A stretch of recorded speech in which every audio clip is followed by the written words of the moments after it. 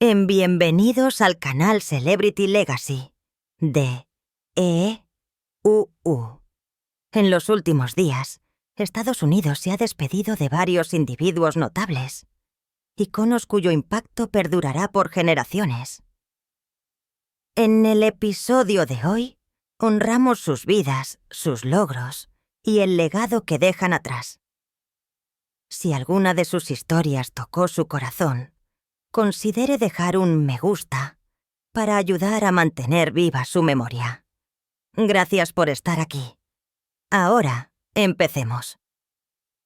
D'Angelo, el aclamado cantante, compositor y productor de R&B, que le dio el latido al soul moderno, falleció el 14 de octubre de 2025, a la edad de 51 años. Nacido como Michael Eugene Archer, en Richmond, Virginia, D'Angelo pasó de sus comienzos en el gospel al reconocimiento mundial con su álbum debut, Brown Sugar, de 1995. Su fusión de soul arraigado en la iglesia, jazz ahumado y funk, creó el pulso del neo soul, ganándole comparaciones con Lauryn Hill y Erykah Badu por redefinir la música negra en la década de 1990. Su voz, suave pero irrompible, convirtió la intimidad en revelación, y sus canciones se convirtieron en bandas sonoras de amor, lucha y renovación. Su álbum Voodoo del año 2000 lo llevó a su cima creativa, ganando 2 premios Grammy, incluido el de Mejor Álbum de R&B, y dándole al mundo Untitled, How Does It Feel? Una pista tan cruda que redefinió la sensualidad en la música. Sin embargo, la fama resultó pesada. Durante años, desapareció de la vida pública, un retiro de silencio y búsqueda de sí mismo. Su regreso con Black Messiah en 2014 fue recibido como una resurrección. Políticamente agudo, espiritualmente cargado y musicalmente audaz. Aunque privado, el legado de D'Angelo es profundo. Su influencia resuena a través de Frank Ocean, Anderson .Paak y Her, artistas que heredaron su mezcla de vulnerabilidad y propósito. Su trabajo le recordó a los oyentes que el soul no era solo un sonido, era una forma de sentirse vivo. Comenten 51, su edad, o escriban RIP D'Angelo para recordar al hombre cuya voz transmitía tanto dolor como paz, verdad y ternura, todo en un solo aliento. Drew Struzan, el célebre ilustrador cuyos carteles de películas pintados a mano se convirtieron en iconos del cine moderno, falleció el 13 de octubre de 2025 a la edad de 78 años. Desde finales de la década de 1970 hasta principios de la década de 2000, la obra de arte de Struzan se volvió inseparable de la imaginación de Hollywood. Sus carteles de Star Wars, Indiana Jones, Back to the Future, E.T. y Harry Potter les dieron a los cinéfilos su primer vistazo a mundos cinematográficos que luego definirían la cultura pop mundial. Con un aerógrafo, un pincel y una notable precisión, convirtió el marketing cinematográfico en una verdadera forma de arte llena de profundidad y emoción. Nacido en Oregon City, Oregon en 1947, Struzan se graduó del Art Center College of Design en Los Ángeles, antes de lanzar su carrera con portadas de álbumes. Su gran avance se produjo en 1977 con el cartel original de Star Wars, lo que llevó a colaboraciones con titanes de la industria como George Lucas, Steven Spielberg y Guillermo del Toro. Incluso cuando los gráficos digitales remodelaron Hollywood, se mantuvo fiel a la ilustración tradicional, su estilo arraigado en la humanidad y la calidez. Se retiró oficialmente en la década de 2010, pero continuó produciendo obras de edición especial para galerías y coleccionistas. Su firma es instantáneamente reconocible en todo el mundo. Dejen un tributo, comenten 78 su edad, o escriban Rip Drus Trusen para honrar al artista cuyo pincel le dio a las leyendas cinematográficas su brillo eterno. Jimmy Shaw, el actor celebrado por su carrera bilingüe en cine y televisión, falleció el 11 de octubre de 2025, a la edad de 59 años. Conocido ampliamente por interpretar a Matthew en La Sesia Vina, Shaw aportó una calidez natural a la serie que hizo que su personaje fuera instantáneamente reconocible. Su humor sutil, su ritmo constante y su estilo discreto lo convirtieron en un favorito de los fanáticos en los hogares españoles y en un nombre respetado tanto en los círculos de actuación europeos como estadounidenses. A lo largo de su carrera, Shaw apareció en una amplia gama de producciones, incluyendo El Ministerio del Tiempo, Cuenta Paso y A Perfect Day. Destacó no por su extravagancia, sino por su autenticidad. Cada papel marcado por el mismo realismo silencioso que definió su oficio. Fuera de la pantalla, fue mentor de jóvenes actores, animándolos a perseguir la actuación con integridad en lugar de ambición. Nacido en Los Ángeles en 1966, Shaw comenzó como artista de teatro antes de encontrar su hogar artístico en Madrid. Sus colegas a menudo hablaban de su espíritu tranquilo, disciplina y dedicación al trabajo en sí mismo, en lugar del centro de atención. El legado de Jimmy Shaw perdura a través de los momentos de verdad que dejó atrás. Escenas que recuerdan a los espectadores que la mejor actuación habla en voz baja, pero se queda contigo. Comenten 59, su edad, o escriban Rip y Jimmy Shaw para honrar a un hombre que construyó un puente entre dos mundos, a través del talento, la humildad y el corazón. Diane Keaton, la actriz y directora ganadora del Oscar, que definió la individualidad y la inteligencia en Hollywood, falleció a los 79 años. Falleció el 11 de octubre de 2025 en su casa de Los Ángeles, rodeada de sus hijos y seres queridos. Su publicista confirmó su fallecimiento. Durante 6 décadas, la señorita Keaton construyó una de las carreras más admiradas del cine estadounidense. Su papel definitorio en Annie Hall, 1977, le valió el premio de la Academia a la mejor actriz y transformó el género de la comedia romántica para siempre. Con su ingenio peculiar, vulnerabilidad y estilo sin esfuerzo, se convirtió en un símbolo de autenticidad. Alguien que podía ser brillante e imperfectas a la vez. Antes de Annie Hall, construyó su base a través de colaboraciones con Woody Allen, notablemente Play It Again, Sam, 1972, y luego sorprendió al público como Kay Adams en la serie El Padrino, un papel que reveló su poder dramático. Sus posteriores actuaciones nominadas al Oscar en Reds, 1981, Marvin's Room, 1996 y Something's Gotta Give, 2003, reflejaron su rara habilidad para equilibrar humor, tristeza y verdad. Sus películas posteriores, Baby Boom, Father of the Bride, The First Wives Club y The Family Stone, la mantienen en el corazón de la narración estadounidense. Incluso a sus 70 años, aportó su calidez y humor característicos al Club de Lectura 2018 y Mac and Rita 2022, inspirando a audiencias de todas las edades. A lo largo de su vida, la señorita Keaton fue abierta sobre sus luchas contra el cáncer de piel y la bulimia, ambas cosas que moldearon su perspectiva.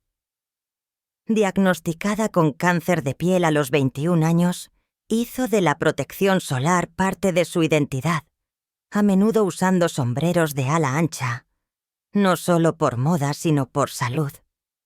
«Es algo de familia», le dijo al Los Angeles Times en 2015, recordando a familiares que habían luchado contra la enfermedad.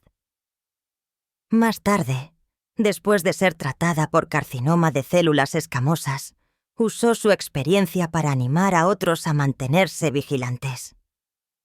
Su franqueza se extendió a su trastorno alimentario. Después de ser presionada para perder peso al principio de su carrera, pasó años luchando contra la bulimia antes de encontrar la recuperación. «Todo lo que hice fue satisfacer mi hambre. Era adicta», le dijo al Dr. Oz Show en 2014. En sus memorias de 2011, escribió: «Soy parte de un grupo, personas que han librado esta batalla. Soy una hermana para ellos». A sus 50 años, adoptó a Dexter y Duke, criándolos como una madre soltera devota. «No necesitaba casarme», dijo una vez. «Solo necesitaba amar». Su hija Dexter se casó con el músico Jordan White, mientras que Duke siguió una vida más tranquila lejos del centro de atención. Su familia compartió que en sus últimos años encontró paz en rutinas simples, leyendo, restaurando casas históricas y pasando tiempo en su jardín con sus hijos. El fallecimiento de Diane Keaton deja un vacío irreemplazable. Pero su risa, sabiduría y gracia perduran en cada papel que interpretó y en cada persona que inspiró. Si su trabajo alguna vez los inspiró, comenten 79, su edad, o escriban «Rip Diane Keaton», para honrar a la mujer que le enseñó al mundo que la fuerza puede coexistir con la vulnerabilidad y que ser ella misma nunca pasa de moda. Jim McNeely, el distinguido pianista, compositor y arreglista de jazz, que dejó una huella duradera en la música moderna de Big Band, falleció el 26 de septiembre de 2025, a la edad de 75 años. Desde su gran avance en la década de 1970 hasta su aclamación internacional, McNeely fue admirado por su agudo intelecto, su elegante estilo de piano y su escritura visionaria. Primero obtuvo un amplio reconocimiento como miembro de la Thad Jones Mel Lewis Orchestra. Luego contribuyó con su talento al Stan Getz Quartet y al Phil Woods Quintet. Su presencia sutil pero dominante lo convirtió en uno de los pianistas más respetados de su generación. Como compositor y director, McNeely formó conjuntos en todo el mundo. Se desempeñó como director principal de la Frankfurt Radio Big Band. Trabajó en estrecha colaboración con la Danish Radio Big Band y escribió extensamente para la Vanguard Jazz Orchestra en Nueva York. Álbumes como Group Therapy, 1992, y Barefoot Dances and Other Visions, 2011, destacaron su enfoque inventivo, obteniendo múltiples nominaciones al Grammy y elogios generalizados de la crítica. Nacido el 18 de mayo de 1950 en Chicago, Illinois, McNeely estudió en la Universidad de Illinois antes de embarcarse en una carrera que abarcó 5 décadas. Más allá del escenario, fue un maestro devoto, ocupando puestos de profesor en la Manhattan School of Music e inspirando a innumerables estudiantes con su profundo conocimiento y aliento. Para los músicos y el público por igual, Jim McNeely será recordado como un pianista de refinamiento, un compositor de visión y un mentor cuya influencia resonará mucho después de su fallecimiento. Comenten 75, su edad, o simplemente escriban Jim McNeely para rendir homenaje a un artista que ayudó a llevar el jazz a una nueva era, Patricia Routledge, la aclamada actriz cuyo trabajo en el escenario y la pantalla la convirtió en un elemento cultural durante décadas, falleció el 3 de octubre de 2025, a la edad de 95 años. Su papel más famoso llegó en Keeping Up Appearances, 1995, donde interpretó a Hyacinth Bucket. La comedia de situación sigue siendo una piedra de toque de la comedia británica, y su actuación convirtió a un personaje excéntrico en un símbolo de ingenio y sátira social, amado en todo el mundo. El talento de Rutledge no se limitaba a la comedia. Como actriz de teatro experimentada, ganó elogios tanto en musicales como en dramas. Su premio Tony por Darling of the Day, en 1968, fue un hito que la colocó entre el selecto grupo de artistas británicos celebrados tanto en Londres como en Nueva York. Más tarde, sus papeles en televisión, incluyendo Hetty Wainthropp Investigates, reforzaron su rango y resistencia como intérprete.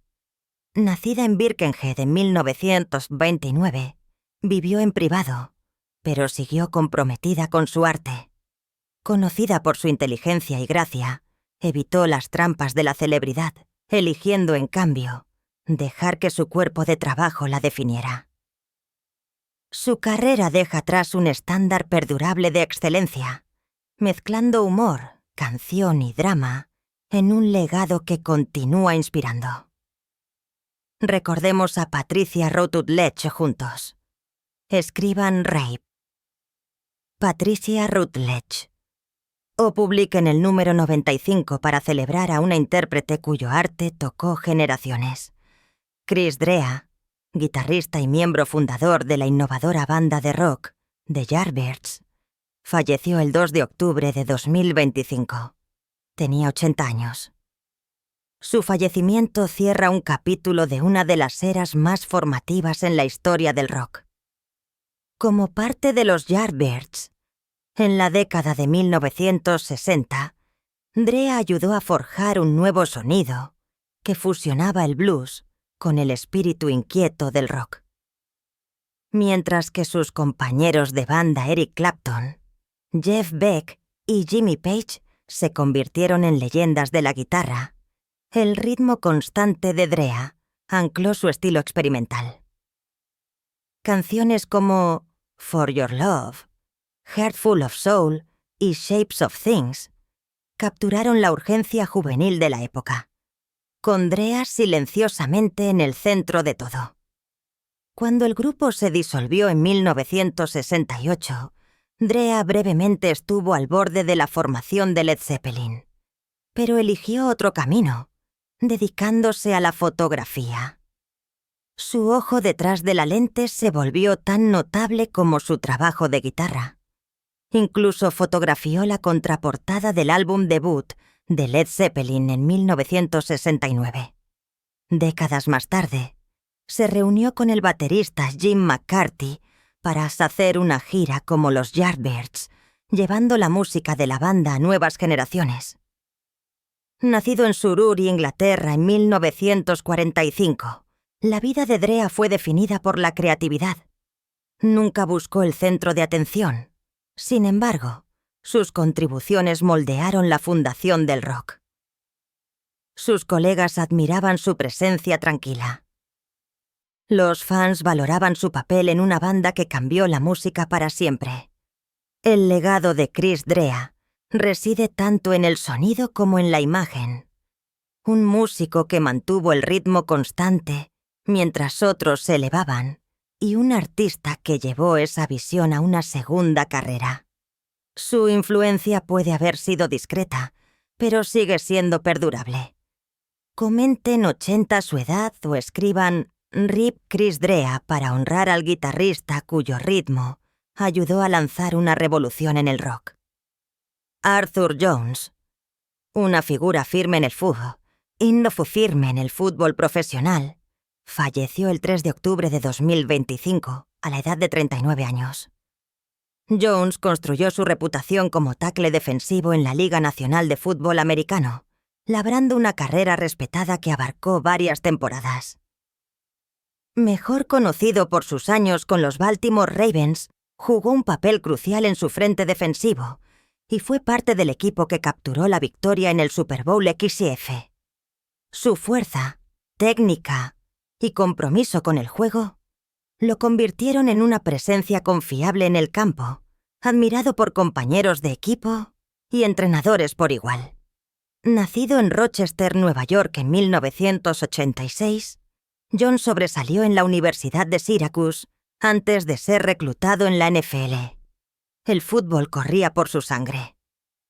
Sus hermanos menores, Chandler y John, también lograron el éxito en la NFL y las artes marciales mixtas, haciendo que el nombre de la familia Jones fuera sinónimo de excelencia atlética. Después de retirarse, Jones permaneció cerca del deporte mientras dedicaba su tiempo a la familia y la comunidad. Recordado por su humildad y ética de trabajo, se comportó con una dignidad silenciosa que le valió el respeto mucho más allá del campo de juego. Arthur Jones deja atrás un legado de resiliencia, trabajo en equipo y perseverancia. Para los fans que se sientan inspirados por su viaje, pueden honrar su memoria escribiendo Rip Arthur Jones o publicando el número 39, su edad, como un simple tributo a un campeón que se fue demasiado pronto. Lawrence Moton, el escolta de tiro suave que se convirtió en una leyenda en la Universidad de Syracuse y luego jugó en la NBA, falleció el 30 de septiembre de 2025. Tenía 53 años. Nacido en Washington, D.C., el 25 de marzo de 1972, Moton capturó los corazones de los fanáticos del baloncesto universitario en la década de 1990.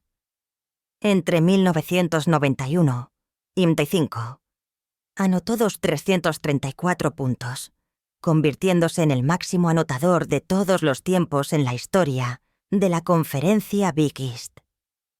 Los fanáticos de Syracuse todavía recuerdan su compostura, su tranquila determinación y la forma en que llevó al equipo durante los momentos críticos.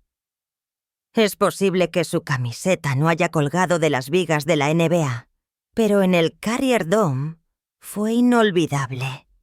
En 1995, Moton fue reclutado por los Vancouver Grizzlies, comenzando un viaje profesional que incluyó períodos en la NBA, la CBA y las ligas en el extranjero. Su carrera como jugador lo llevó lejos de Syracuse. Sin embargo, nunca dejó atrás el juego. Después de retirarse, se centró en la tutoría y el entrenamiento, ofreciendo orientación a los jóvenes jugadores y utilizando su plataforma para fomentar la disciplina, la perseverancia y el crecimiento personal. Para aquellos que lo admiraban, Moton era más que un anotador.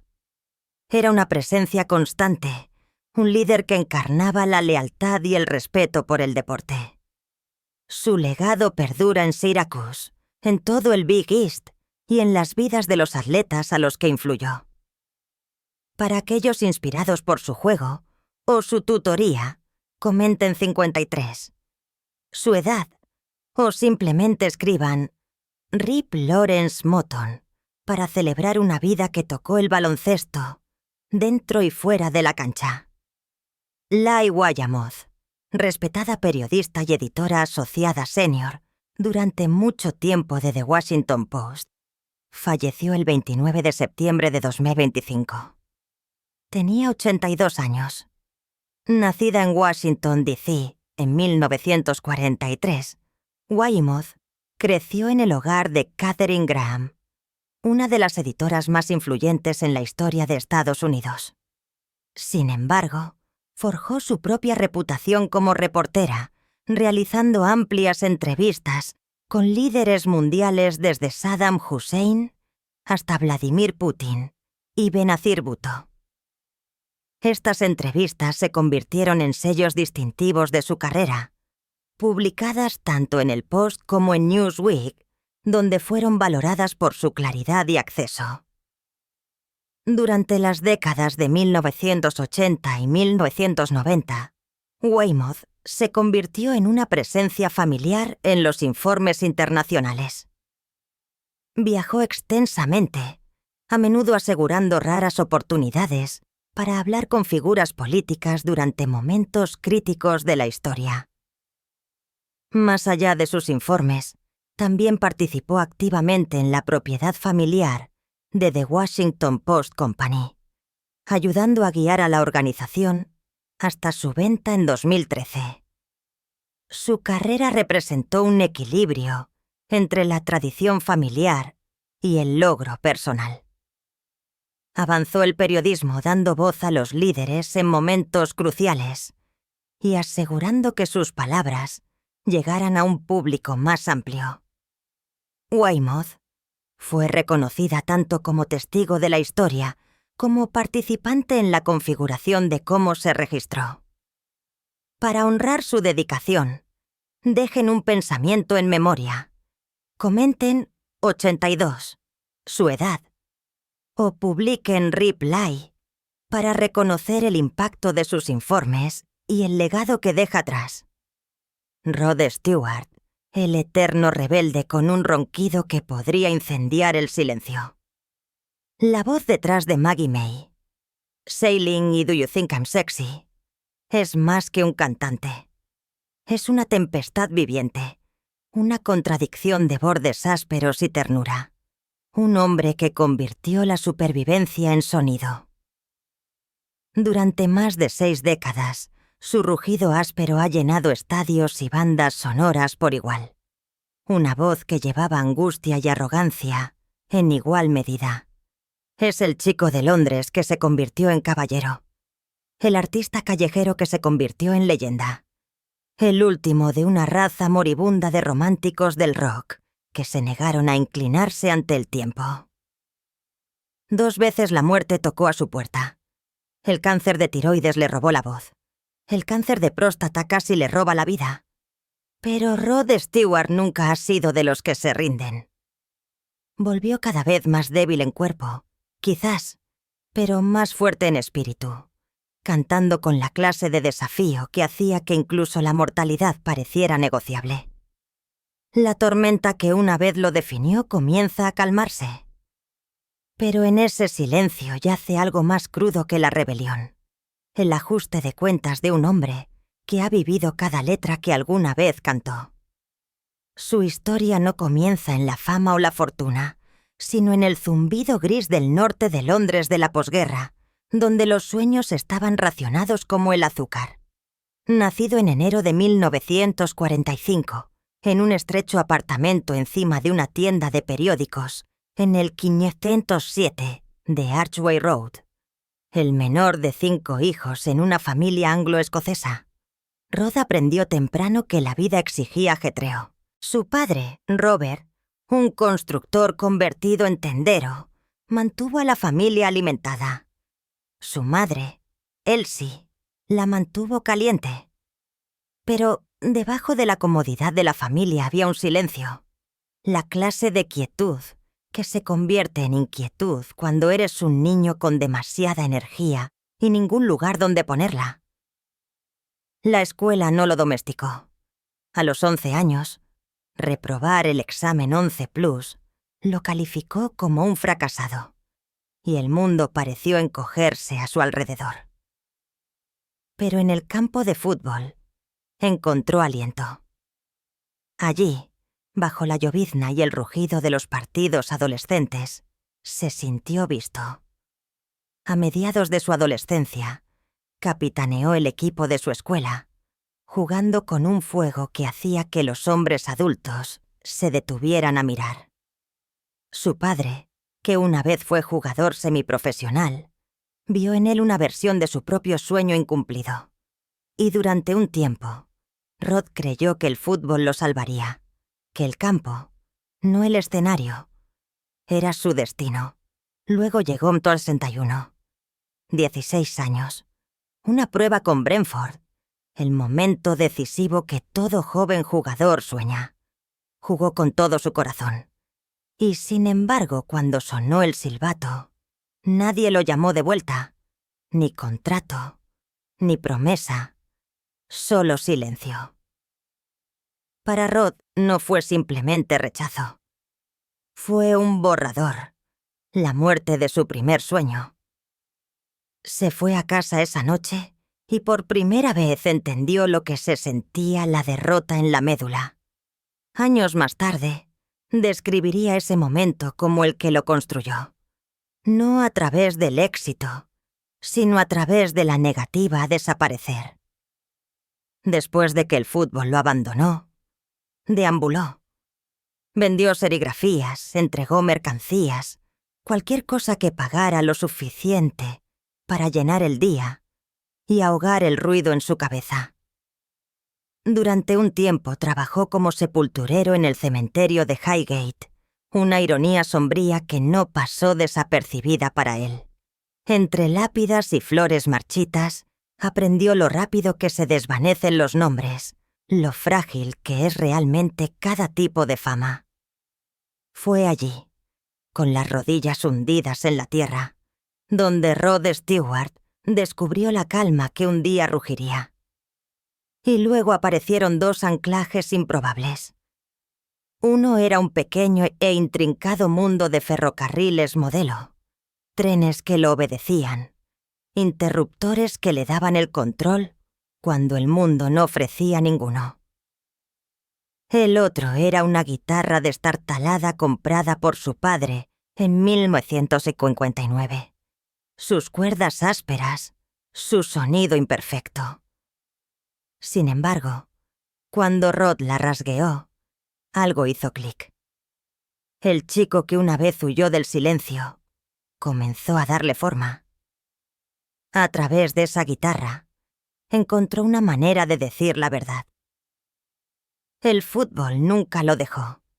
Su voz irregular, cruda, sin entrenamiento, se convirtió en un arma y un refugio. Cantó sobre el desamor antes de haberlo conocido realmente, sobre la libertad antes de haberla ganado. Todavía no era el dios del rock de la década de 1970, ni el icono vestido de plata de Las Vegas. Pero las semillas estaban allí. Disciplina de los campos embarrados, paciencia de colocar vía tras vía, desafío de cada no que la vida le había lanzado. Reflexionando sobre esos años, Rod dijo una vez: «El fútbol fue mi primer amor, pero la música fue mi última oportunidad». Y en esa confesión yace la verdad de él. Cada gruñido, cada grito, cada tierna grieta en su voz lleva el fantasma de ese chico enterrando sueños bajo la lluvia. La campana de la tienda sobre la tienda de sus padres. El golpe de una pelota de fútbol contra el ladrillo. El raspado de una pala contra el suelo mojado. Todo se convirtió en ritmo. La historia de Rod Stewart no comenzó con gloria. Comenzó con agallas. La clase que convierte la derrota en melodía. Antes de las luces del escenario, antes de las giras con entradas agotadas, solo había un chico que se negaba a ser enterrado por el rechazo. Aprendió a convertir el dolor en actuación, el silencio en canción y el fracaso en fuego. Y de esa tormenta nació una leyenda. Una que todavía canta no porque deba, sino porque incluso después de todas las tumbas, todo el ruido y todos los años, su voz se niega a morir. A los 18 años, cuando la mayoría de los chicos todavía perseguían balones de fútbol o primeros amores, Rod Stewart solo llevaba una armónica y una guitarra con cuerdas que zumbaban como heridas sin cicatrizar. El chico que una vez bajó ataúdes a la tierra en el cementerio de Highgate, ahora estaba de pie en Leicester Square, delgado e inquieto, su voz ronca cortando el húmedo aire de Londres. La música no era una elección, era supervivencia, una última oportunidad después de que el fútbol cerrara sus puertas. Años más tarde, confesaría casi con nostalgia: el fútbol fue mi primer amor, la música mi última oportunidad, y a la luz de gas de esas calles, cada moneda que se arrojaba a su gorra se sentía menos como caridad que como prueba de que todavía existía. Empezaron a llamarlo Rothelmod en esos días, por el pelo puntiagudo, los trajes a medida, la arrogancia que trataba de ocultar el dolor de ser invisible. Pero detrás de la bravuconería todavía había un chico desesperado por ser visto, atormentado por el silencio que lo había seguido desde el rechazo de Brentford en 1963, con tan solo 18 años. El destino abrió su ventana más estrecha cuando se unió a un pequeño grupo de ritmo y blues, llamado The Dimensions.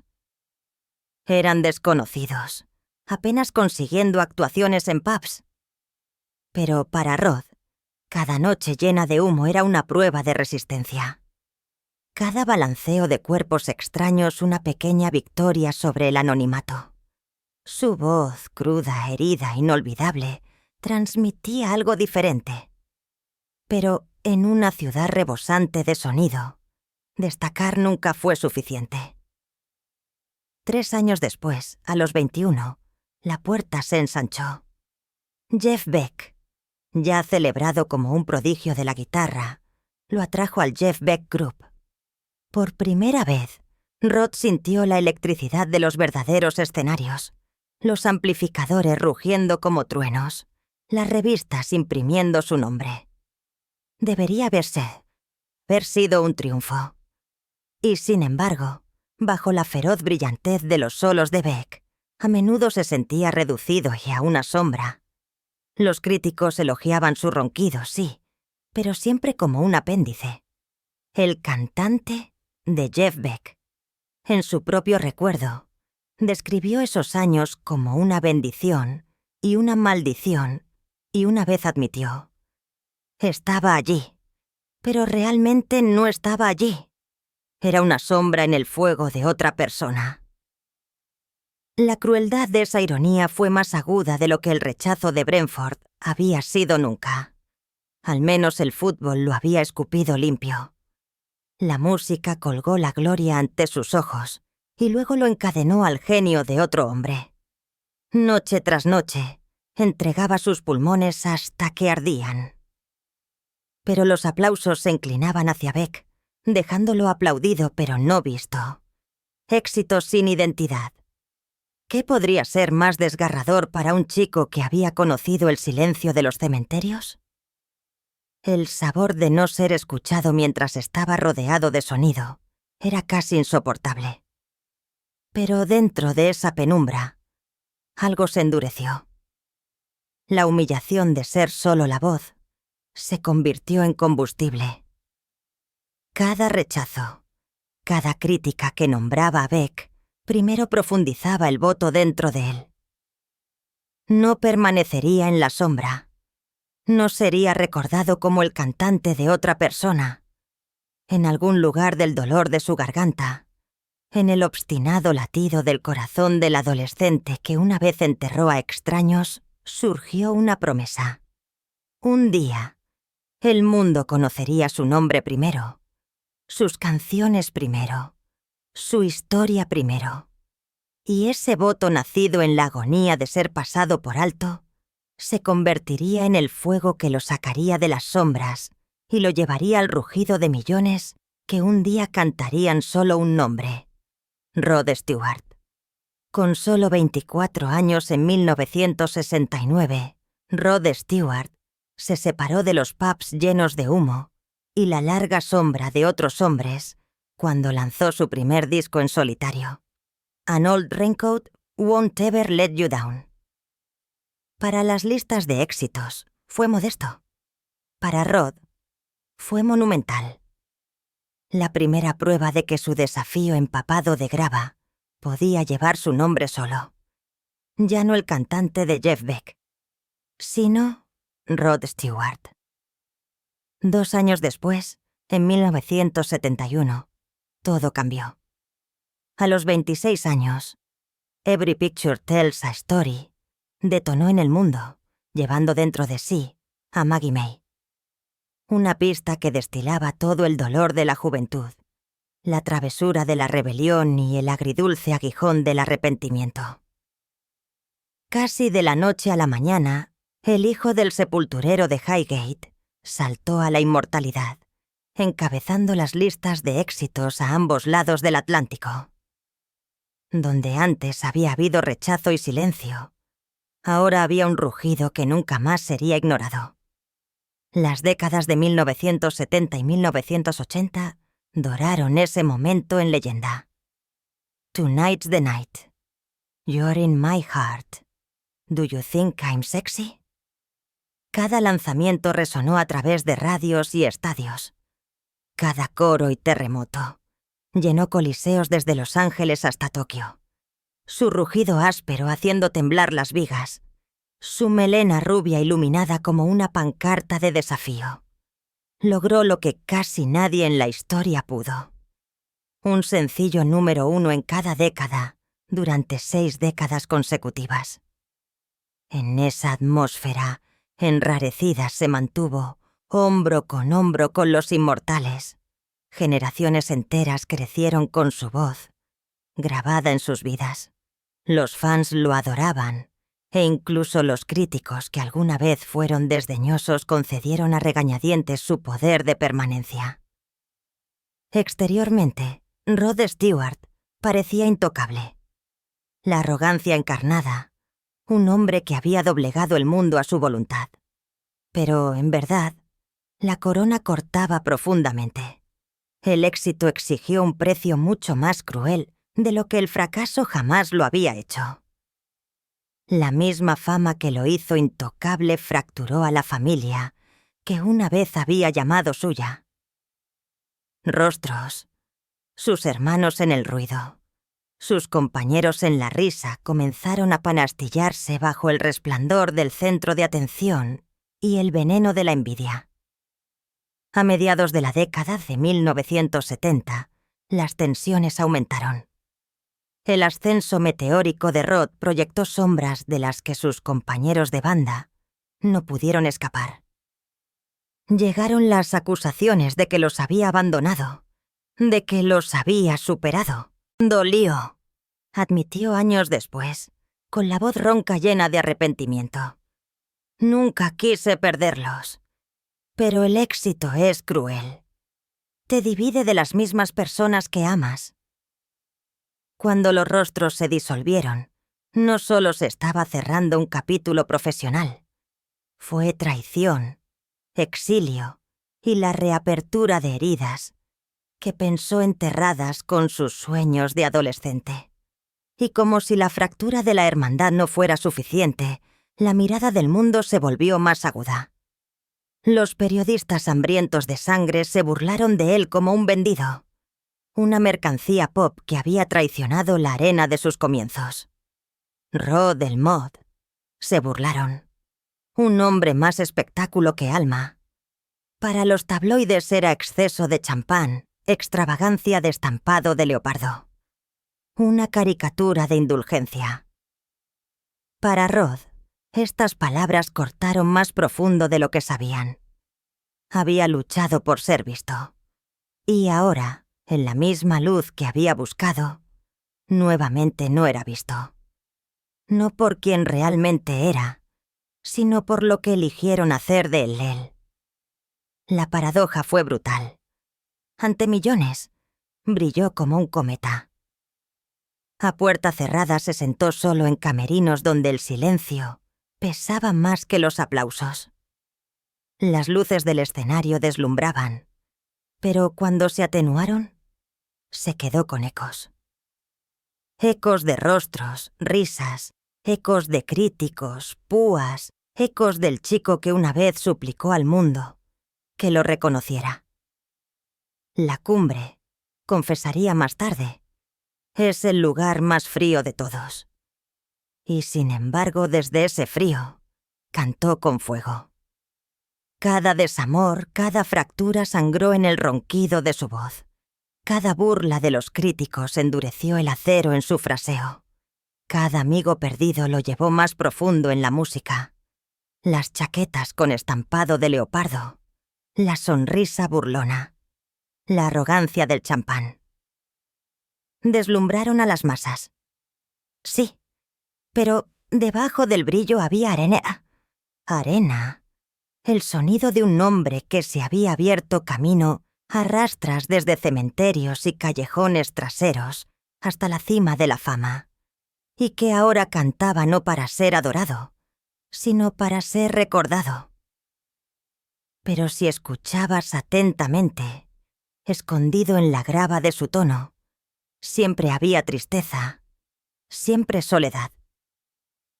Para el mundo, era seducción y espectáculo. Para sí mismo, era un hombre que pagaba el precio más alto por el rugido más fuerte.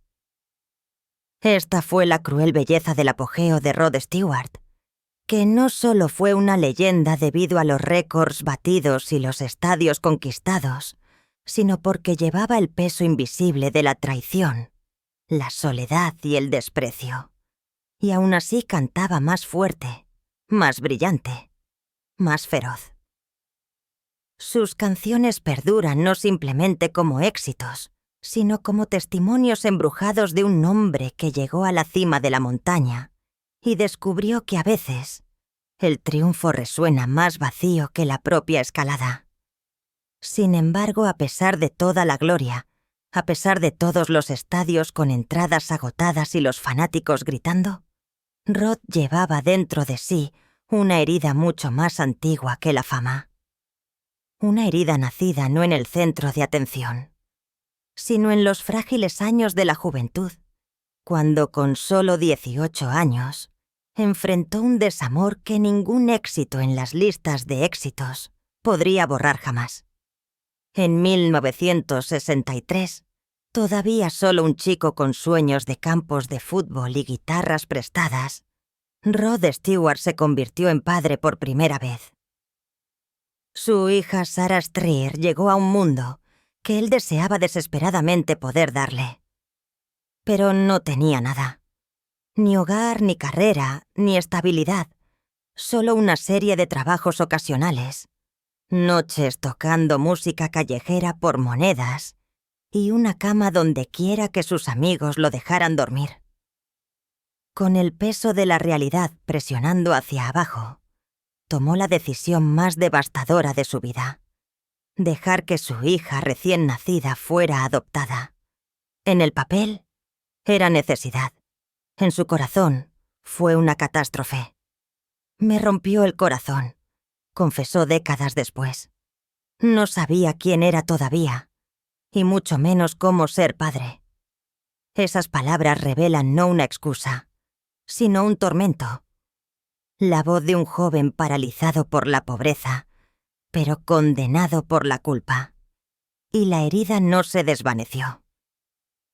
A medida que su carrera se incendió a finales de la década de 1960 y en 1971, con Every Picture Tells a Story y Maggie May, se convirtió en una superestrella. El rugido de la fama nunca pudo ahogar el silencio que lo siguió fuera del escenario. Los aplausos fueron atronadores, pero cuando las luces se apagaron, solo sintió el eco de la ausencia. El dolor de saber que su hija estaba en algún lugar, viviendo una vida que no podía tocar. La paradoja fue cruel. Cuanto más alto se elevaba, más profundo crecía el vacío dentro de él. La fama le entregó todo lo que una vez pensó que anhelaba: riqueza, mujeres, inmortalidad, pero también magnificó lo que había perdido. Cada aplauso de millones le recordaba la única voz que faltaba. Cada hito, cada triunfo llegó ensombrecido por el arrepentimiento. Para Sarah también, los años estuvieron marcados por un dolor silencioso. Criada por padres adoptivos amorosos, más tarde admitió que la ausencia de su padre biológico dejó un espacio que nunca pudo nombrar del todo, un anhelo oculto, una pregunta que persistió durante su juventud. ¿Quién soy realmente? ¿De dónde vengo? A medida que crecía hasta la edad adulta, A veces veía a Rod en la televisión o en revistas. La estrella de rock adorada por el mundo, sin saber nunca si algún día estaría frente a él, como hija, no como extraña. Crecí lo suficientemente feliz, dijo, pero en el fondo siempre supe que faltaba algo. Fue solo en 2007, después de que ambos padres adoptivos fallecieran, que el silencio de más de 40 años finalmente se rompió. Desatada por el dolor y buscando raíces, Sara se acercó y la superestrella que había visto solo desde lejos se convirtió en carne y hueso ante ella. Para entonces, Rod tenía 60 años, Sara 40, ambos cargando el peso de décadas vividas separados. Cuando finalmente se encontraron en la misma habitación, el momento fue menos como una presentación y más como el colapso del tiempo mismo. El silencio de 4 décadas plegándose en un solo abrazo. Rod lo describió con temblorosa honestidad. La extrañé toda su vida. Eso es algo que no recuperas. Y Sara, con su voz sin reservas, habló de reconocimiento más que de reconciliación. Conocerlo fue como tocar una parte de mí que había estado buscando durante mucho tiempo. Su reunión no fuese el borrador del dolor, sino el reconocimiento de él, el reconocimiento de que el amor retrasado nunca es amor negado y que el perdón, aunque frágil, aún puede florecer después de toda una vida separados. Esta herida, más antigua que su propia fama, lo moldeó más profundamente de lo que el éxito podría haberlo hecho jamás. Grabó en su voz la grava del arrepentimiento, la ternura de la fragilidad, el dolor crudo de un niño obligado a renunciar a lo que más amaba. Puedes escucharlo en la forma en que canta, cómo un solo ronquido puede rugir con rebelión y luego colapsar en algo que suena como romperse. Su dolor no lo destruyó, lo transformó, hizo que sus canciones fueran más que entretenimiento. Se convirtieron en recipientes de supervivencia, de confesión, de verdades demasiado pesadas para hablar, excepto en melodía. Y dentro de esta tragedia yace una lección más grande que el estrellato. La historia de Rod Stewart no es una de escándalo, sino de dolor y redención. Nos recuerda que ninguna cantidad de fama puede reemplazar los lazos familiares, que incluso las leyendas llevan heridas invisibles y que detrás del brillo del éxito pueden esconderse sombras que ninguna multitud presencia jamás. Para Rod, la herida de 1963 nunca sanó por completo, pero le dio una profundidad que hizo que su música fuera atemporal. Quizás esta sea la razón por la que sus canciones todavía se aferran a generaciones, como susurros de su propio dolor tácito, porque no son simplemente actuaciones, sino confesiones de un hombre que aprendió que las luces más brillantes a menudo proyectan las sombras más oscuras y que las melodías más inquietantes nacen del desamor más silencioso. Y a medida que su vida personal se desarrollaba en matrimonios y rupturas, el eco de esa primera pérdida permaneció. El recordatorio de que incluso en la cima de la fama, el corazón humano todavía se rompe de las maneras más ordinarias y devastadoras. Habiendo cargado con la herida invisible de la ausencia de Sara durante más de una década, Rod entró a finales de la década de 1970, creyendo que quizás la familia podría redimir lo que una vez había perdido. A los 34 años, cuando se casó con la actriz Alana Hamilton, en 1979, bajo la brillante bruma de Hollywood, pareció por fin que había encontrado la oportunidad de reescribir su historia como esposo y padre. Al cierre de la década, con su carrera en llamas y su rostro tan reconocible como cualquiera en el rock, Rod Stewart creía que finalmente había asegurado el premio que siempre había anhelado: una familia propia. En una ceremonia envuelta en el glamour de Hollywood, él y Alana comenzaron lo que el mundo pensaba que era un cuento de hadas. Poco después llegaron Kimberly y Sean, dos niños cuyas llegadas parecían prometer la curación para un hombre que una vez se había visto obligado a renunciar a su primogénito. Para Rod, el matrimonio traía la esperanza de la redención, el sueño de que esta vez, a diferencia de 1963, no perdería. Durante un tiempo, se permitió creerlo. Las fotografías de esos años brillan con extravagancia. Rod y chaquetas con estampado de leopardo junto a Alana con vestidos de alta costura, saliendo de limusinas hacia bombillas parpadeantes. Su casa de Beverly Hills rebosaba de risas, reuniones junto a la piscina y la dulzura ordinaria de cuentos para dormir y pisos llenos de juguetes. En esos momentos, Rod podía mirar alrededor de la habitación y pensar que había superado las sombras de su juventud. Aquí finalmente había estabilidad. Aquí estaba la familia que una vez pensó que le había sido negada para siempre. Pero debajo del brillo, las grietas se extendieron rápidamente. La fama, con sus implacables giras y tentaciones, alejó a Rod. La misma máquina que lo coronó como un ídolo mundial, también erosionó la intimidad del matrimonio. Alana, ella misma una figura pública, se irritó bajo el escrutinio y la constante distancia. Para 1984, cuando Rod tenía 39 años, el sueño se había derrumbado. El matrimonio había terminado. Para Rod, el divorcio no fue simplemente el final de una unión. Fue el rompimiento de una promesa que se había hecho a sí mismo. Había jurado en silencio que ninguno de sus hijos crecería sintiéndose abandonado, que nunca repetiría la herida de 1963. Y sin embargo, aquí estaba de nuevo, de pie en una sala del tribunal, firmando papeles que dividieron su hogar en dos. A diferencia de Sarah, que se había perdido debido a la pobreza y la juventud, Kimberly y Sean se perdieron debido a la fractura de la propia fama. Esta herida fue más cruel porque llegó cuando lo tenía todo: riqueza, poder, reconocimiento, y aún así fracasó.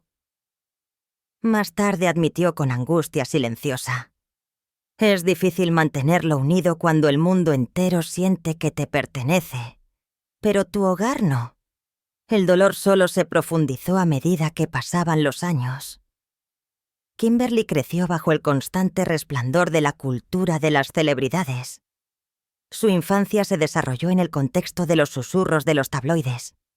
Sean, el hijo menor, soportó las cicatrices más visiblemente.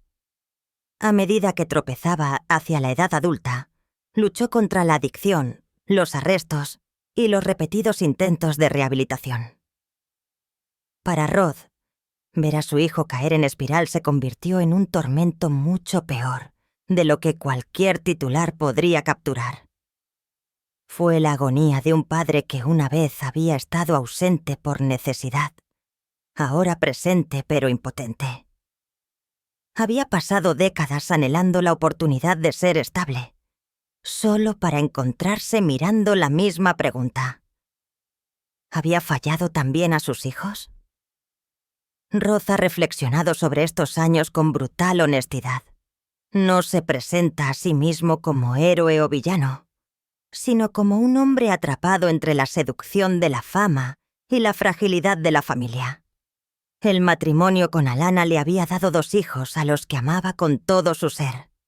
Sin embargo, también grabó en él la lección más cruel: que el amor no se puede construir sobre el glamour, que el precio de los votos rotos lo pagan más fuertemente los jóvenes, y que ningún foco puede disfrazar el silencio de un hogar fracturado. Este capítulo se erige como la paradoja más cruel de su vida.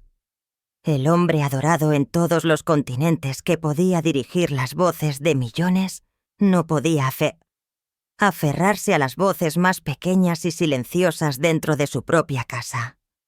El mundo vio las giras, los discos de oro, el carisma sin fin. A puerta cerrada, Rod Stewart luchó contra la culpa, el arrepentimiento y la insoportable verdad de que al perseguir el rugido de millones había perdido la oportunidad de proteger la risa de sus propios hijos. Pero los patrones tienen una forma cruel de repetirse. Apenas Rod había soportado el desamor del divorcio cuando se encontró dando un paso hacia otro frágil comienzo. A mediados de la década de 1980, a los 40 años, se enamoró de Kelly Berg, una modelo cuya juventud, belleza y calidez parecían ofrecer lo que había estado persiguiendo durante tanto tiempo: estabilidad, compañía y quizás otra oportunidad de construir la vida familiar que había perdido 2 veces antes. En 1987, cuando Rod tenía 42 años, nació su hija Ruby. Su llegada se sintió como una chispa de esperanza, una oportunidad para finalmente convertirse en el padre estable que se había prometido a sí mismo que algún día sería. Durante un tiempo, la presencia de Ruby suavizó el caos que siempre lo rodeaba. Las fotografías de esa época capturan a un Rod más gentil.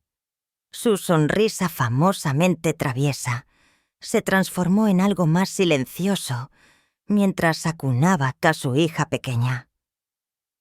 A menudo hablaba de cómo sostener a Ruby se sentía como una redención en sus brazos. Un recordatorio de que incluso en medio del ruido de los estadios, las canciones de cuna en casa importaban más. Con Kelly, su hogar se convirtió no solo en uno de lujo, sino de calidez. Desayunos esparcidos con risas de niños. Pequeños pasos persiguiendo a través de pisos pulidos. La frágil felicidad de una familia que intenta prosperar bajo el resplandor de la celebridad. Sin embargo, al igual que antes, las grietas comenzaron a mostrarse. La fama fue implacable, exigiendo más giras, más grabaciones, más noches pasadas bajo las luces del escenario en lugar de en la mesa de la cena. Kelly, aunque firme, vivió a la sombra agotadora de la existencia torbellino de Rod. Al cierre de la década, el peso de la separación y la tensión habían erosionado su vínculo. El ciclo se había repetido. Amor ganado, amor perdido, y el eco de la ausencia dejado atrás una vez más. Y en 1989, la relación se desmoronó silenciosamente. El final no fue tan explosivo como su divorcio de Alana, pero no fue menos doloroso. Para Rod, significó otro hogar disuelto, otro niño creciendo en medio de 2 mundos. Lo que cortó más profundo fue la cruel repetición. Pensé que había aprendido.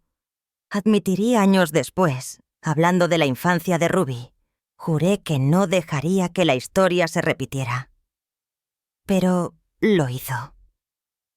Una vez más, a pesar de su devoción, Rod estaba con demasiada frecuencia ausente, dividido entre el rugido de los estadios y las necesidades silenciosas de la familia. Cada ausencia se sintió como una traición al voto que había llevado desde 1963, cuando Sarah se había perdido en la adopción. Amaba a Ruby con ferocidad, pero el amor solo no podía llenar los silencios de la ausencia, ni borrar los hitos que se perdió, mientras perseguía la inmortalidad y la canción. Para Ruby, los años fueron un equilibrio de privilegio y anhelo. Criada en la órbita de la fama, más tarde admitió que hubo momentos en que sintió la distancia del mundo de su padre. Sabía que me amaba, dijo en la edad adulta, pero a veces sentía que le pertenecía más al mundo que a nosotros. Sus palabras hicieron eco del dolor que el propio Rod llevaba, que el mismo regalo de su música, lo que lo hacía amado, era también la fuerza que tan a menudo lo robaba de aquellos a quienes más quería proteger. La separación de Kelly y la ruptura del hogar de la infancia de Ruby se convirtieron en otra cicatriz superpuesta a muchas. Rod no disfrazó el dolor, ni echó la culpa. En cambio, habló de ello con cansada franqueza, como un hombre que conocía demasiado bien el patrón de entregarse a millones mientras luchaba por mantener unida la frágil permanencia de la familia. Para Rod, el papel más difícil nunca fue el de líder, nunca el de icono mundial, sino el simple y sagrado: estar presente, ser estable, ser padre. Y en la sombra silenciosa de 1989, una vez más sintió lo frágil que podía ser ese papel. Sin embargo, incluso en las cenizas de los hogares rotos, Rod se negó a abandonar la esperanza del amor. Habiendo soportado el colapso de su matrimonio con Alana Hamilton y la disolución silenciosa de su vida con Kelly Emberg, todavía llevaba dentro de sí la convicción de que en algún lugar, de alguna manera, finalmente podría anclarse. En los albores de la década de 1990, creía Fennes y haber encontrado lo que el mundo y su propio corazón le habían negado durante mucho tiempo. No otro romance fugaz, sino la promesa de la eternidad. En 1990, a los 45 años, Rod Stewart se paró en el altar con Rachel Hunter, una supermodelo neozelandesa de 21 años cuya belleza parecía intocable y cuya presencia se sentía como la salvación. Para Rod, su unión era más que glamour. Era redención. Había conocido la agonía de dejar ir a Sarah, el aguijón del divorcio de Alana, el desmoronamiento de la vida con Kelly. Pero con Rachel, creía que la historia cambiaría. Esta vez sería diferente. Esta vez duraría. El matrimonio fue un espectáculo de su época. Una leyenda del rock y una supermodelo en ascenso capturadas en portadas de revistas brillantes y susurradas en los tabloides como un cuento de hadas moderno. Juntos recibieron a 2 hijos, René en 1992 y Liam en 1994, cuyas llegadas llenaron a Rod de la más profunda alegría. Para un hombre que una vez temió estar maldito para repetir la pérdida. Sostener a René en sus brazos y luego a Liam parecía una prueba de que el ciclo finalmente se había roto. Por fin, la familia con la que había soñado desde su juventud no solo era real, sino radiante. Durante gran parte de la década, Rod y Rachel parecían invencibles. Sus fotografías, él con su característica melena rubia, ella con una gracia que parecía de otro mundo, estaban pegadas en todas las revistas. La juventud de Rachel suavizó la personalidad de Rod, más grande que la vida, mientras que su devoción la mantuvo conectada a la tierra. En su casa de Beverly Hills, los cuentos para dormir, las velas de cumpleaños y las risas junto a la piscina parecían confirmar que Rod finalmente había equilibrado el estrellato del rock con el milagro ordinario de la familia. Pero las sombras se acercaron. El abismo de casi 25 años entre ellos se amplió con el tiempo. Las implacables giras de Rod lo llevaron a través de los océanos, mientras que Rachel, apenas en la edad adulta cuando se casaron, comenzó a darse cuenta de cuánto de sí misma había sido subsumida por la vida al lado de un ídolo mundial. Lo que los tabloides pintaron como paraíso a menudo ocultaba soledad, silencio y una creciente distancia.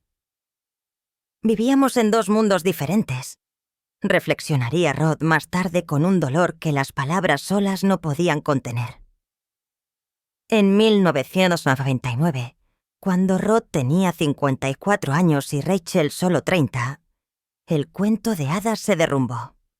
Rachel se marchó. La noticia sorprendió no solo a los fans, sino al propio Rod. A pesar de todos sus desamores anteriores, nada lo había preparado para esto. Más tarde admitió con devastadora sencillez: «Pensé que ella era la única para siempre. Estaba equivocado. No fue simplemente el final de un matrimonio. Fue el rompimiento de su última ilusión con Rachel». Rod realmente había creído que la permanencia era posible.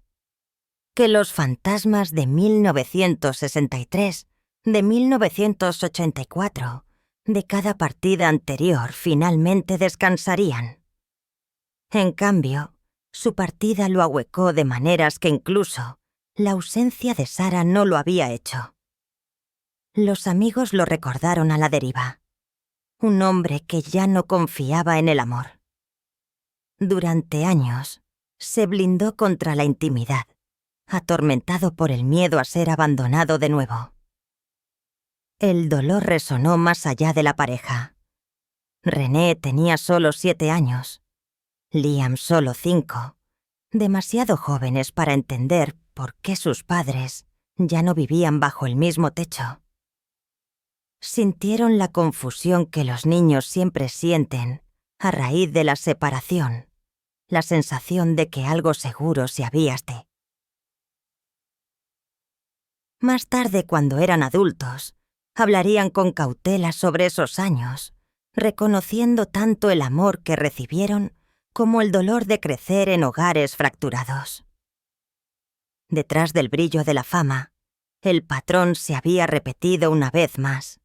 Amor encontrado, amor perdido, y un hombre que aún buscaba la paz que siempre parecía vivir, fuera de su alcance. Para Rod, esta fue la herida más cruel de todas. Ver en los ojos de sus hijos el mismo vacío que él una vez había llevado a pesar de cada voto de que la historia no se repetiría. Mirando hacia atrás, Rod ha hablado de este capítulo con franqueza. No pinta a Rachel como villana ni a sí mismo como santo. Simplemente admite que la pérdida lo rompió, que durante años deambuló por la vida blindado contra lo mismo que siempre había perseguido: el amor. Si la ausencia de Sarah en 1963 había marcado su juventud y el divorcio de Alana había fracturado su mejor momento, entonces la partida de Rachel Hunter en 1999 destruyó su propia fe. Ese fue el momento en que el eterno romántico dejó de creer en el romance. Y quizás por eso este capítulo se erige como el clímax emocional de su historia. Rod Stewart, el hombre cuya voz llenó estadios, cuyo nombre está grabado en el panteón del rock, fue al final solo un hombre doblegado. No por el rugido de la fama, sino por el silencio de un amor perdido, susurrando la confesión más simple y humana, que incluso las leyendas no son inmunes a la fragilidad de la eternidad. Tras la partida de Rachel en 1999, Rod se encontraba a los 54 años, no solo con el corazón roto, sino sin fe, convencido de que nunca más confiaría en el amor. Durante años anduvo a la deriva, blindado contra la esperanza. Pero el destino, con su extraño momento, tiene una manera de abrir puertas donde se han construido muros. Fue entonces cuando Penny Lancaster entró en su vida, no como otro capítulo de brillo, sino como el comienzo de la curación.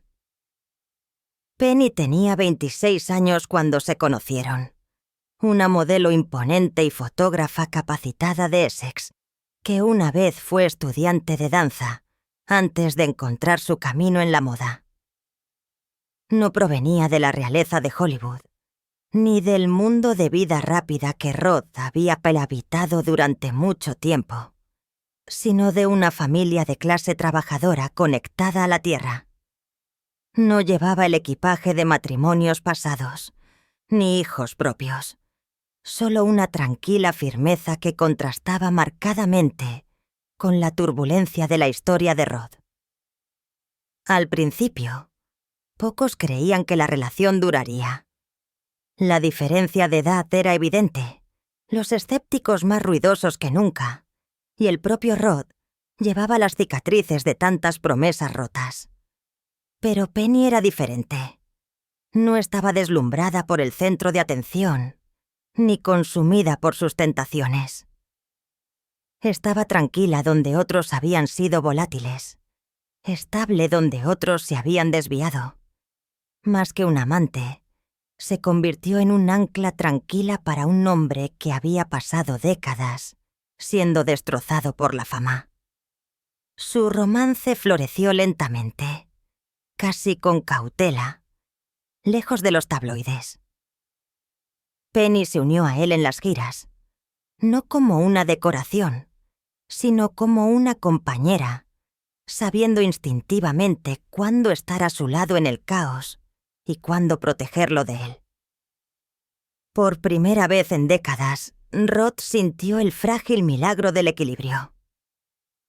«Ella me da paz», diría más tarde. Una simple confesión que llevaba el peso de toda una vida de tormentas. En 2007, casi 8 años después de que Rachel se marchara, Rod y Penny se casaron en Italia. Para entonces, Rod tenía 62 años, un hombre que había vivido vidas de desamor. Y, sin embargo, aquí estaba, prometiéndose a sí mismo de nuevo. La boda no fue un espectáculo, sino un santuario. Por primera vez, el matrimonio no se trataba de glamour o redención, sino de gratitud. Con Penny, no estaba tratando de borrar el pasado. Estaba aprendiendo a vivir con él.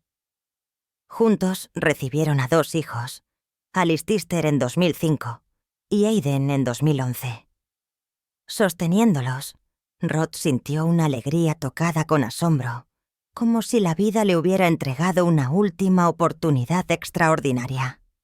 Sin embargo, incluso esa alegría llevaba el dolor de la conciencia. Ahora era un padre mayor, décadas alejado de la juventud imprudente que había perdido a Sarah. Mayor incluso que cuando Kimberly, Sean y Ruby eran pequeños. La risa de Alice Tister y Aiden lo llenó de esperanza, pero también con el silencioso dolor de saber que no caminaría a su lado, tanto como desearía. «Es el precio que pagas», reflexionó, al encontrar el amor tarde en la vida. Aún así, la presencia de Penny convirtió esa conciencia en gratitud en lugar de arrepentimiento. Ella alimentó no solo el corazón de Rod, sino el hogar que había perseguido durante medio siglo.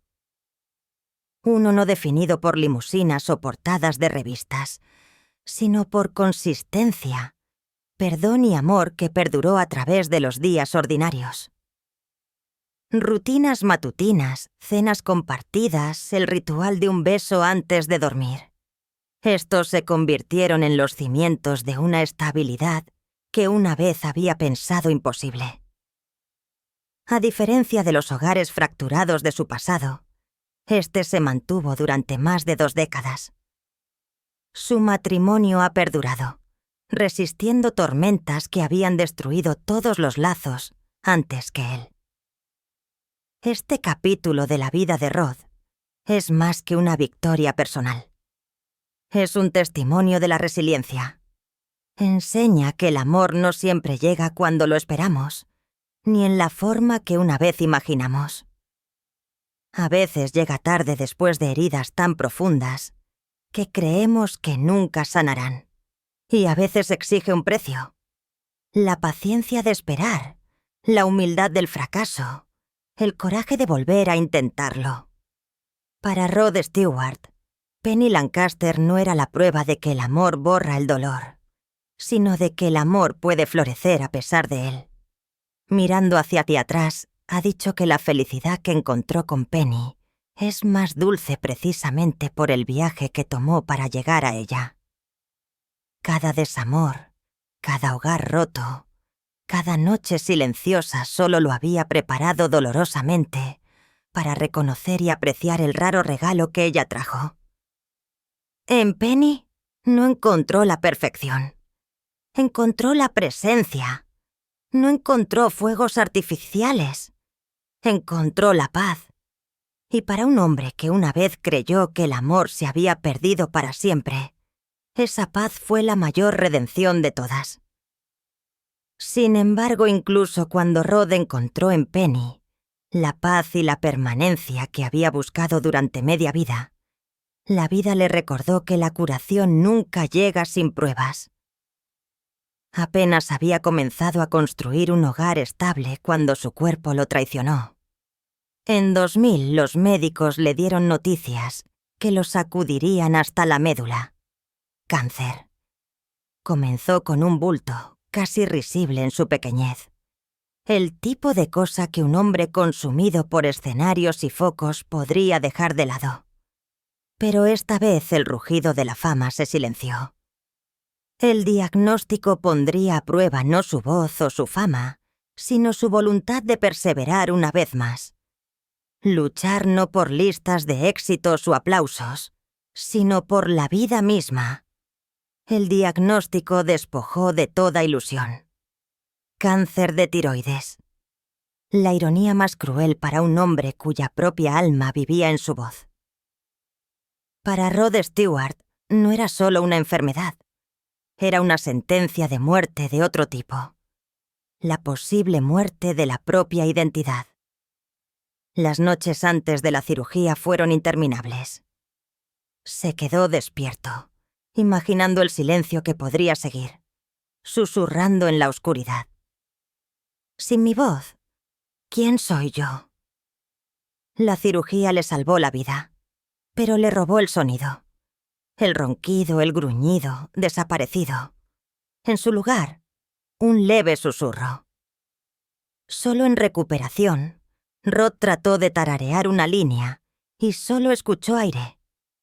Más tarde dijo que se sentía como si le hubieran cortado el alma. El silencio rondaba la casa. Su guitarra permaneció intacta, su reflejo insoportable. El hombre que una vez hizo cantar al mundo de repente estaba sin voz, a la deriva en la tranquilidad. La rehabilitación fue brutal. El icono de Glastonbury ahora croaba a través de escalas como un niño. Cada nota agrietada apuñalaba su orgullo. «Tuve que empezar de nuevo», dijo, como un niño aprendiendo a caminar. Las semanas se convirtieron en meses. El progreso fue lento, doloroso. Cada tono tenue un destello de desafío. Temía no a la muerte, sino a seguir viviendo sin voz. Sin embargo, centímetro a centímetro, el sonido regresó. Cambiado, curtido, pero vivo. Cuando finalmente cantó de nuevo, lloró, no por la fama, sino por el milagro de ser escuchado. Luego, en 2016, el destino golpeó de nuevo. Cáncer de próstata. Para entonces, a sus 70 años, Rod todavía deslumbraba los estadios. El eterno showman. Pero detrás del brillo, llevaba un secreto, luchando por su vida en silencio. Durante 3 años, pocos lo supieron. Ni los fans, ni los titulares. Solo Penny y los niños vieron la sombra detrás de su sonrisa. No quería simpatía, dijo. Quería luchar contra ella en silencio. Por la noche, cuando las multitudes desaparecían, el miedo regresaba. Podía enfrentar el dolor, las cirugías, incluso la muerte, pero no dejar a sus hijos sin padre. Comenzó el tratamiento. Radiación, agotamiento, temblorosos lutos. El hombre en el espejo estaba demacrado, su vieja arrogancia reemplazada por la supervivencia. Y sin embargo, cuando las luces se levantaron, cantó. Cada coro se convirtió en un acto de desafío, una oración tallada en la debilidad. Una noche, demasiado cansado para estar de pie, le susurró a Penny: «Todavía no. No puedo dejarlos todavía». Para él, la batalla nunca se trató más de la fama. Se trataba del amor y la insoportable belleza de seguir vivo para cantar. Cuando Rod Stewart finalmente reveló en 2019 que había vencido el cáncer de próstata, no fue una jactancia de estrella de rock. Fue una súplica de un sobreviviente. «Estoy fuera de peligro», dijo, con la voz temblando de alivio, instando a los hombres de todo el mundo a hacerse la prueba y no dejar que el silencio los destruyera. La multitud estalló, pero para Rod, la victoria fue íntima. El milagro silencioso de estar vivo. Sin embargo, la supervivencia vino con cicatrices. Su cuerpo, una vez construido para el fútbol y los escenarios, había sido reconstruido con rodillas de acero y un tobillo fusionado. Cada actuación se convirtió en un acto de resistencia. «Si no puedo actuar», admitió, «no sé cómo vivir». El escenario nunca fue solo trabajo. Era oxígeno. A través del dolor, las cirugías y la recuperación sin dormir, siguió adelante. Cada espectáculo fue una batalla entre la voluntad y la carne, entre el rugido de los fans y el dolor debajo de las lentejuelas. «He estado cerca», susurró una vez, «más cerca de lo que me gustaría recordar». Pero sobrevivir a la enfermedad le dio una nueva verdad. Cada amanecer ahora era sagrado, cada canción una oración. Su voz áspera solo emocionó, testificó. Cada nota declaraba: «Todavía estoy aquí». En sus últimos años, Rod encontró un equilibrio agridulce. Paz en Penny, risas en sus hijos, pero una conciencia más profunda de la fragilidad. La felicidad ahora exigía humildad, despertar agradecido, porque cada día podría ser el último. El cáncer, el dolor y el tiempo no lo habían roto, lo habían refinado. Su cuerpo soportó el costo, pero su espíritu perduró. A los 80 años, se erigió no como un icono desvanecido, sino como una prueba viviente de resiliencia. La voz inmortal seguía cantando incluso después de que todo tratara de silenciarla. Para 2025, la fortuna de Rod Stewart había aumentado a casi 300 millones. La suma de 5 décadas de himnos, desamores y estadios conquistados. Vendió su catálogo de música por 100 millones, transformando una vida de melodía en números que lo sobrevivirían. Para el mundo fue un triunfo. Para Rod fue un cierre. Su hogar hablaba de leyenda. Una finca de 60.000 pies cuadrados en Beverly Hills, con un valor de 74 millones. Una gran residencia inglesa en Essex, garajes llenos de Ferraris y Lamborghinis, y yates deslizándose a través del lago Co. Sin embargo, detrás de la opulencia permanecía la verdad. El dinero no podía comprar la juventud, ni silenciar el dolor. «Los castillos no pueden sobrevivir al tiempo», admitió. Su riqueza reflejaba no la conquista, sino la ausencia, la soledad del éxito resonando a través de los pasillos de mármol. El lujo se volvió hueco. La mansión permaneció silenciosa mientras la risa importaba más que las arañas de cristal. Sus coches acumularon polvo, símbolos de una velocidad que su cuerpo ya no podía perseguir. Los jets podían cruzar océanos, pero no la distancia entre el pasado y la paz. El dinero construye castillos, no la permanencia, dijo suavemente.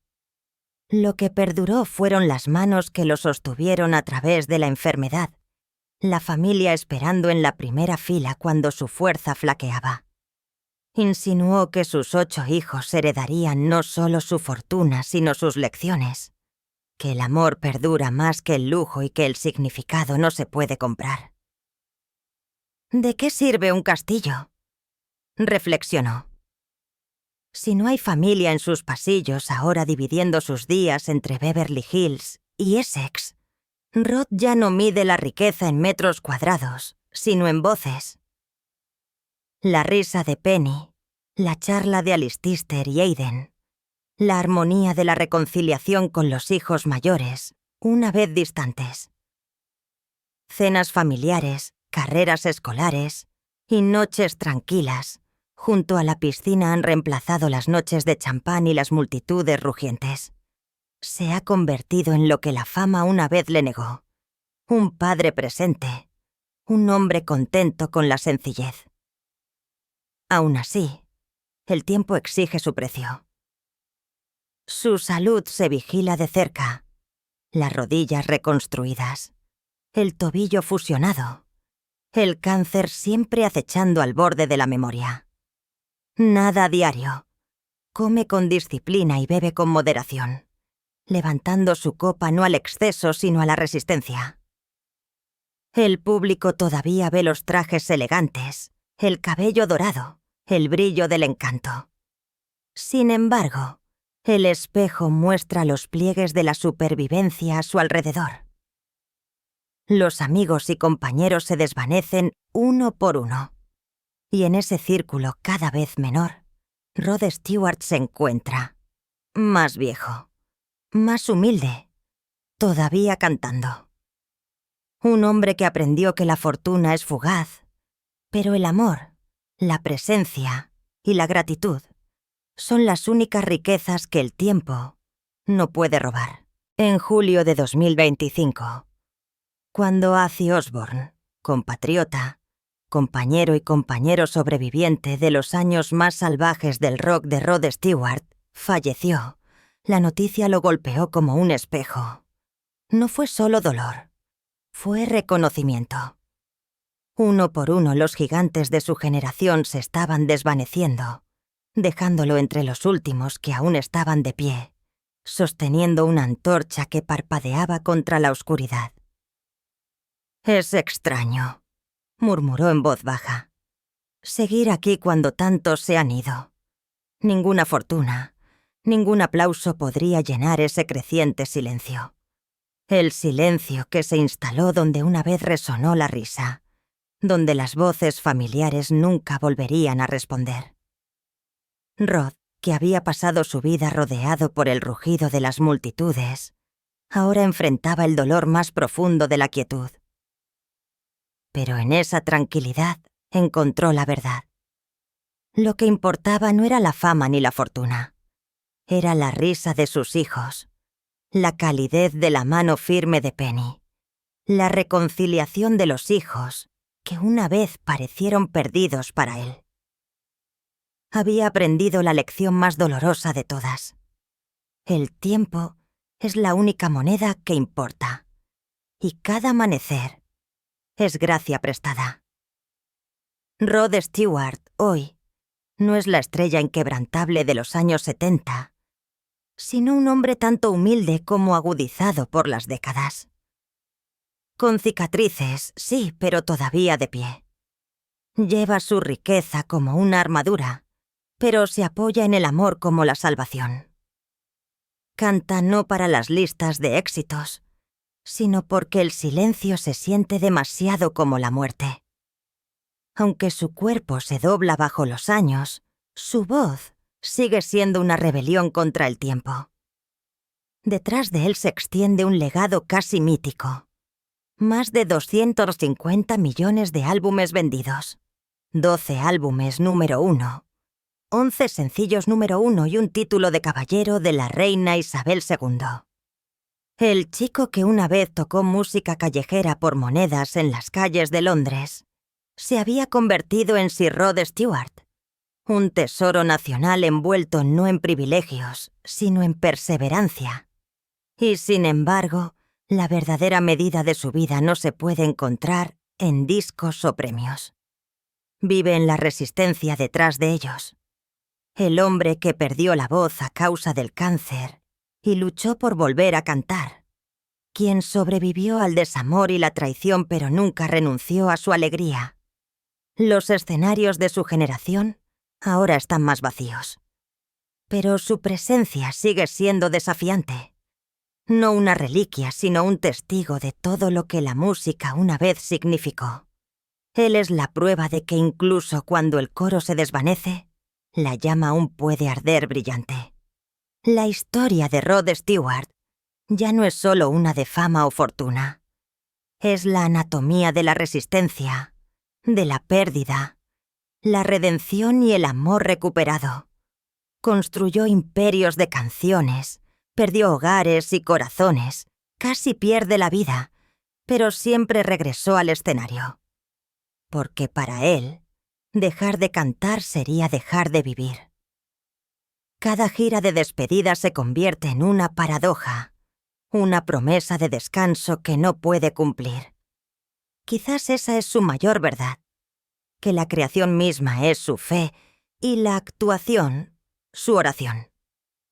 A medida que se acerca a los 80 años, Rod se erige tanto como triunfo, como tragedia. Un hombre que lo tiene todo, pero que aún arde por dar. No puede detenerse porque la música se niega a dejarlo. Y tal vez eso es lo que lo hace inmortal. La negativa a irse en silencio. El deseo inquebrantable de seguir cantando incluso cuando la noche se acerca. Así que la pregunta sigue siendo para nosotros, su público, sus testigos. ¿Debería Rod Stewart finalmente dejar el micrófono y descansar en los brazos de su familia o seguir cantando hasta su último aliento? Porque al final, su historia no se trata solo de la supervivencia de un hombre. Es la historia de todos los que han amado, perdido, y aún encontrado una razón para levantarse cuando la música casi se detiene.